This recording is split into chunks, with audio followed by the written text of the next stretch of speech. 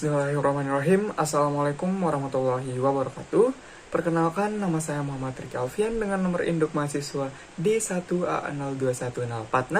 Di sini saya akan menjelaskan mengenai konflik hukum atau pertentangan hukum antar peraturan perundang-undangan, di mana ini sebagai bahan penilaian ujian tengah semester mata kuliah Hukum Tata Negara, dosen pengampu Ibu Aditya Nini Rizky Apriana SHMH. Adapun judul yang saya ambil dalam konflik hukum kali ini adalah larangan mantan terpidana korupsi untuk mencalonkan diri dalam pemilu legislatif. Dalam judul yang saya ambil ini tentu harus memenuhi ketiga unsur yang telah ditetapkan sebelumnya. Unsur yang pertama adalah peraturan perundang-undangan apa yang bertentangan. Unsur yang kedua adalah substansi norma yang bertentangan, dan unsur yang ketiga adalah peraturan perundang-undangan apa yang harus didahulukan serta dasar hukumnya.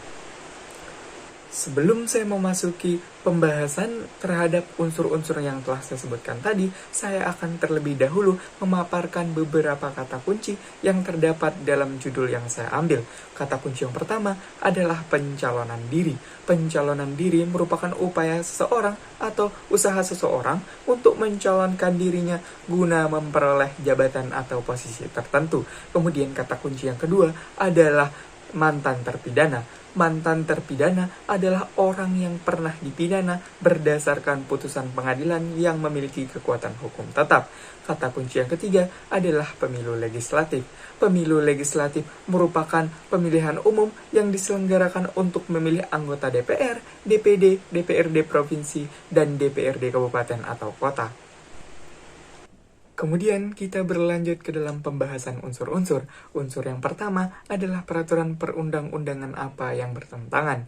Adapun konflik hukum yang terjadi dalam judul yang saya ambil ini adalah terjadinya pertentangan antara peraturan undang-undang antara Undang-Undang Nomor 7 Tahun 2017 tentang Pemilu, rumusan pasal 240 ayat 1 huruf G dengan peraturan Komisi Pemilihan Umum Nomor 20 Tahun 2018, rumusan pasal 4 ayat 3 yang sama-sama mengatur tentang pencalonan mantan terpidana korupsi dalam pemilu legislatif.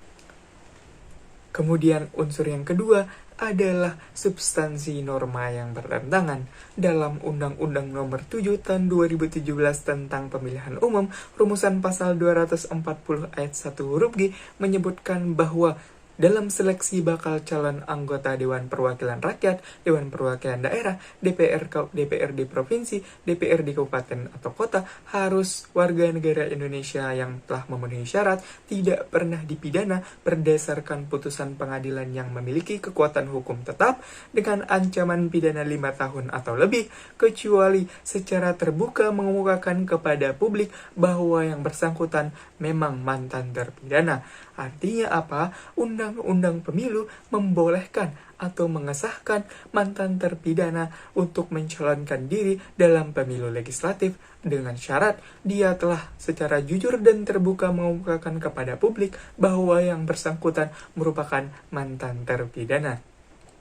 Sedangkan dalam PKPU nomor 20 tahun 2018, rumusan pasal 4 ayat 3 menyebutkan dalam seleksi bakal calon secara demokratis dan terbuka tidak mengikut sertakan mantan terpidana bandar narkoba, mantan terpidana kekerasan seksual terhadap anak, dan mantan terpidana korupsi. Artinya, PKPU melarang mantan terpidana korupsi untuk ikut serta dalam pemilu legislatif. Pertentangan kedua peraturan perundang-undangan ini sangat jelas terlihat, di mana Undang-Undang Pemilu membolehkan, sedangkan PKPU melarang mantan terpidana korupsi untuk mencalonkan diri dalam pemilu legislatif.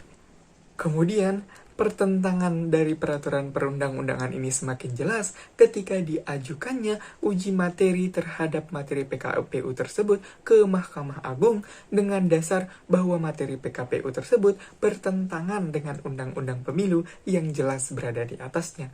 kita sama-sama mengetahui bahwa Mahkamah Agung dan Mahkamah Konstitusi memiliki hak untuk menguji peraturan perundang-undangan, di mana hak menguji peraturan perundang-undangan ini adalah dalam rangka menentukan ada atau tidaknya pertentangan peraturan undang-undang.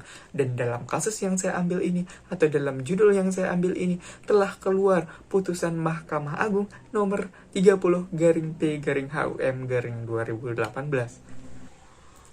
Memasuki unsur yang ketiga, yaitu peraturan perundang-undangan apa yang harus didahulukan, serta berikan contohnya. Dalam konflik hukum kali ini, kita tentu mendahulukan Undang-Undang Pemilu nomor 7 tahun 2017. Karena dalam sistem hukum kita, atau dalam sistem peraturan perundang-undangan kita mengenal yang namanya asas lex superior derogat legi inferior, yang mengandung arti bahwa peraturan yang lebih tinggi boleh mengesampingkan peraturan yang ada di bawahnya. Asas ini berlaku ketika terjadi pertentangan antar peraturan perundang-undangan yang memiliki hierarki berbeda. Dan dalam hal ini, kita mampu melihat dengan jelas Undang-Undang Pemilu kedudukannya lebih tinggi daripada PKPU. Artinya, kita harus mengutamakan Undang-Undang Pemilu tersebut. Adapun dasar hukum pengutamaan atau pendahuluan Undang-Undang Pemilu dibandingkan dengan PKPU adalah keluarnya putusan Mahkamah Agung nomor 30-P-HUM-2018 yang menyatakan bahwa norma larangan mantan terpidana korupsi untuk mencalonkan diri dalam pemilu legislatif yang termuat dalam PKPU bertentangan dengan Undang-Undang Pemilu. Akhirnya, berdasarkan putusan Mahkamah Agung ini, kita tentu mendahulukan Undang-Undang Pemilu. Akibatnya, bakal calon anggota legislatif yang tadinya tidak dinyatakan tidak memenuhi syarat, sekarang harus dinyatakan memenuhi syarat karena sesuai dengan unsur-unsur yang ada dalam Undang-Undang Pemilu nomor 7 tahun 2017, rumusan pasal 240 ayat 1 huruf G. Demikian, hanya ini saja yang dapat saya paparkan. Wabillahi taufiq wal hidayah. Wassalamualaikum warahmatullahi wabarakatuh.